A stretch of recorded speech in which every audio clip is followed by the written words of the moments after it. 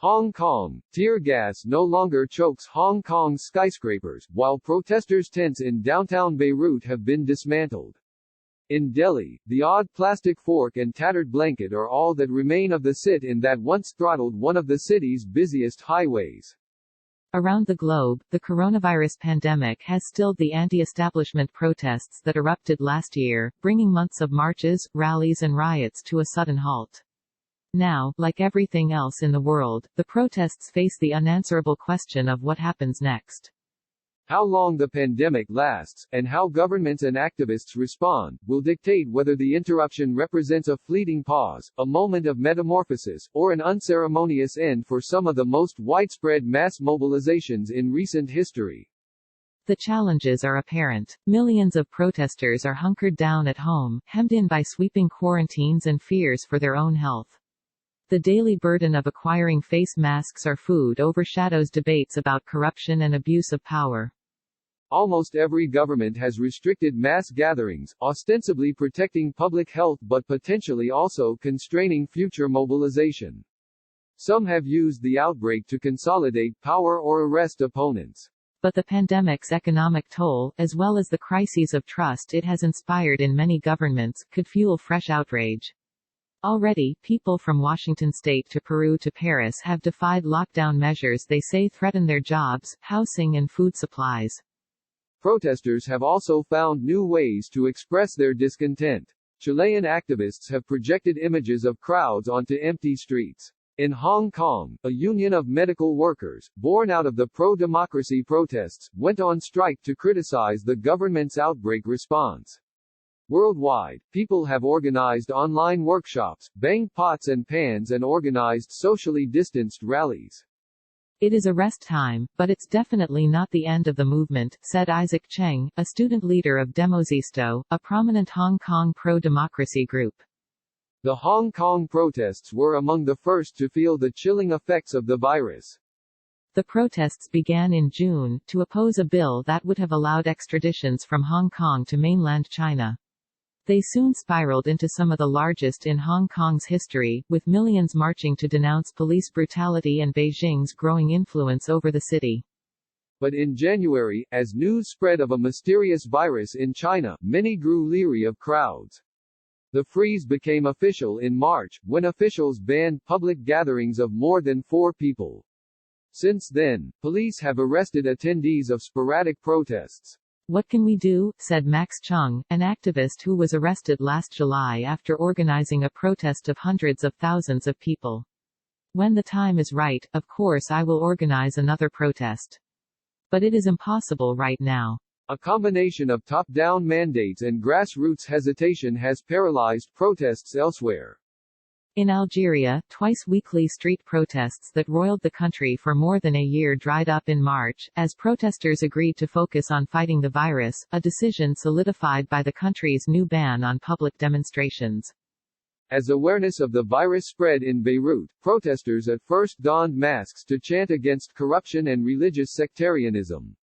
But they dispersed in the face of a nationwide lockdown, and last month, security forces dismantled encampments where protesters had slept, held teach-ins and danced to revolutionary anthems. Attempts to defy the restrictions have met backlash from not only the government but also allies. After opponents of an anti-Muslim law in India said they would continue protesting during lockdown, even supporters criticized them as reckless. The restrictions on gatherings are not limited to countries that had been fending off mass movements, said Clement Boulet, the United Nations Special Rapporteur on Freedom of Assembly and Association. I haven't heard of any countries currently where people are able to exercise fully these rights, he said. While caution is necessary, protesters' natural fear of the virus could lead them to accept or even embrace restrictions with far-reaching consequences, he said. As streets and public squares have emptied, governments have already begun reintroducing some of the very measures that set off previous protests. Ecuador had burst into violence in October, when the president, Lenin Moreno, announced the elimination of a long-standing fuel subsidy. At least 10 people died, and Mr. Moreno backtracked. But on Monday, the country's energy minister renewed a call to revoke it. In Hong Kong, the police on Saturday abruptly arrested 15 prominent pro-democracy activists, the biggest roundup of opposition leaders in recent memory. The arrests followed several weeks of unusually aggressive rhetoric from the Chinese Communist Party asserting its control over Hong Kong, a semi-autonomous territory with its own constitution.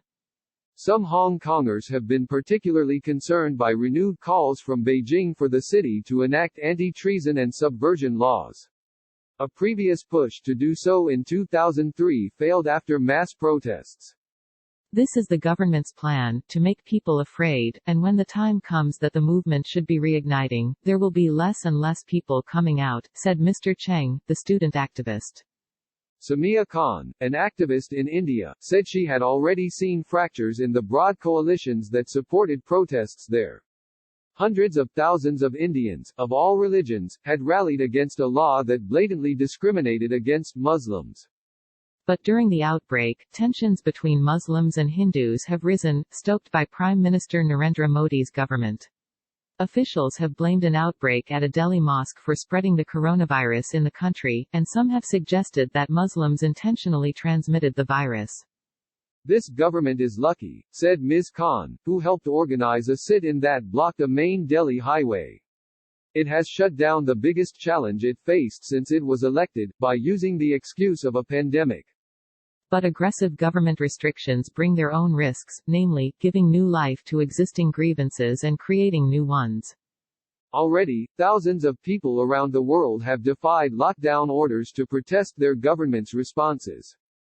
Violent clashes erupted in the low-income, immigrant-heavy suburbs of Paris this week, as residents denounced what they called heavy-handed, racially biased enforcement of France's lockdown. Hundreds of low-income Peruvians tried to leave Lima on Monday for their rural hometowns, and were tear-gassed by police. Iraqis have returned to the streets to decry the shortage of jobs and income that has been exacerbated by stay-at-home orders.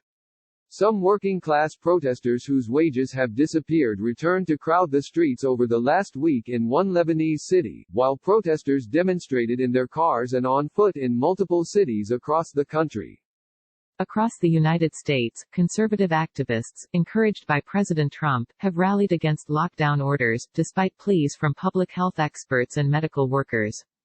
Others have found creative new ways to protest. In Colombia, where large strikes last year demanded higher wages and more public funding, poorer families have hung red T-shirts and rags in their windows to signal they need food and as a symbol of protest. In Hong Kong, the video game Animal Crossing, which allows players to meet up with friends, has become the latest protest front, as homebound teenagers share virtual slogans. Crowds in Israel and Poland have denounced corruption and abortion restrictions while following social distancing guidelines by standing carefully spaced, several feet apart. Dominga Sotomayor, a director from Santiago, Chile, has organized a group that broadcasts protest-related films and town hall-style meetings on social media to try to sustain the momentum of the unrest that broke out there in October over a proposed subway fare increase. The pandemic has been a difficult period for Chile, because there's a real sense of the movement's fragility. So we have had to take it online, she said. Even if some of the new, pandemic-inspired protests are not directly related to previous ones, they may energize those movements in the future. In particular, an extended global recession, on top of existing anger, could propel such protests.